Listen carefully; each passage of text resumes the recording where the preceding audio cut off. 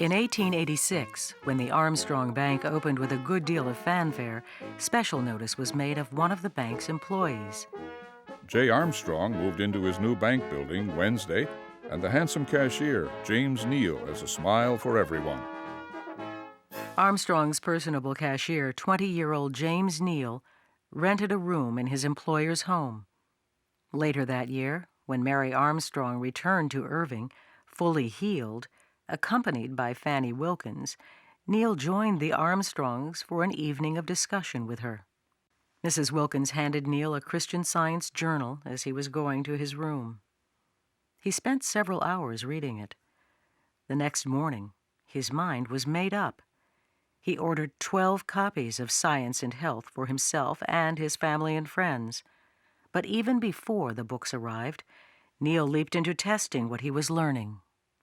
I learned enough from talking with the practitioner and reading a single copy of the journal to undertake a case of healing, and healed a brother of Mr. Armstrong who was in a good deal of distress and suffering, James Neal. Later, after the Armstrongs' class with Mrs. Eddy, they passed along what they had learned to Joseph's star employee. Before the lessons were done, Neal announced he would resign from the bank to enter the Christian Science practice. He told them he just couldn't keep out of it. In 1888, he set out on his new career, blazing a trail of healings wherever he went. In Arkansas City, Kansas, a man who had been totally deaf in one ear for many years had his hearing restored.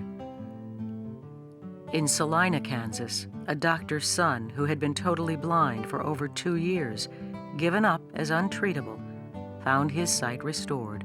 Neal recalled.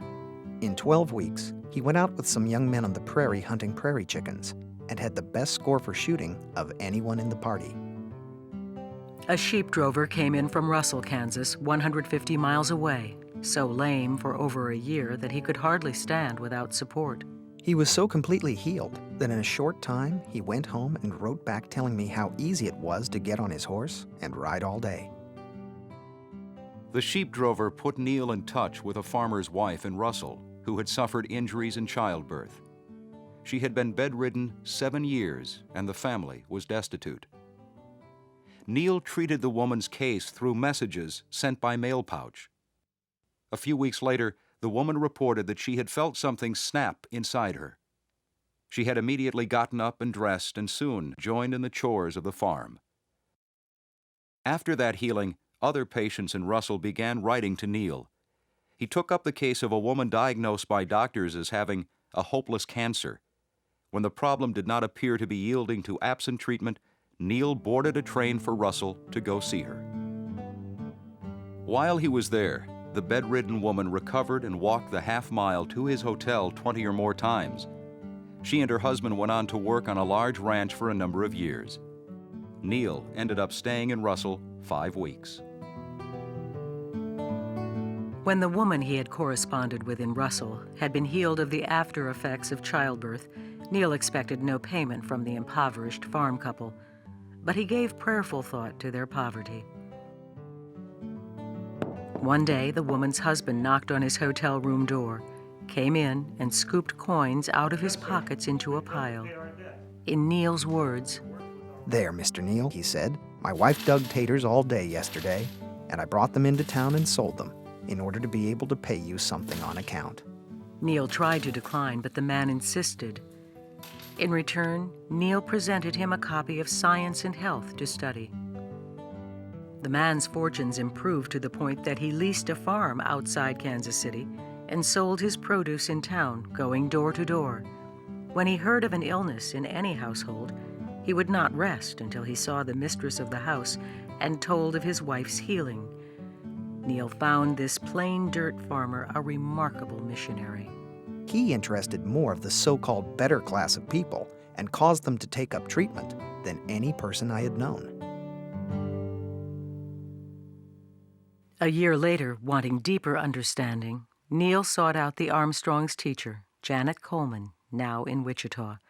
After his class with her, he set out on the trail again.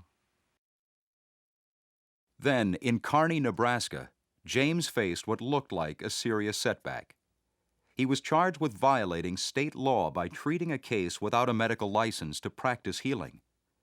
Undeterred, while awaiting his trial, Neal posted his sign in the lobby of the Midway Hotel and announced in the newspaper that he was staying in Kearney for 6 months and would be available daily to anyone who needed him.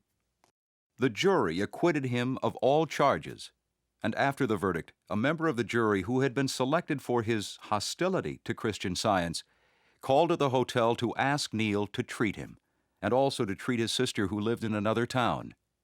Both were healed. So many patients came to see me while there, the chairs had to be put in the hall outside of my reception room to take care of the overflow. Neal was not alone in all this. By the end of the 1880s, hundreds of Christian Science pioneers would be introducing healing through prayer into the lives of people in all corners of the United States and in many places overseas. Mrs. Eddy has pointed to the effect of such activity. Today there is hardly a city, village, or hamlet in which are not to be found living witnesses and monuments to the virtue and power of truth as applied through this Christian system of healing disease. In 1889, with Janet Coleman's recommendation, James was admitted to the last primary class Mrs. Eddy would teach at the college in Boston. Then he returned to the Midwest. Like his colleagues spreading out to those cities, villages, and hamlets around the world, young Mr. Neal was just getting started.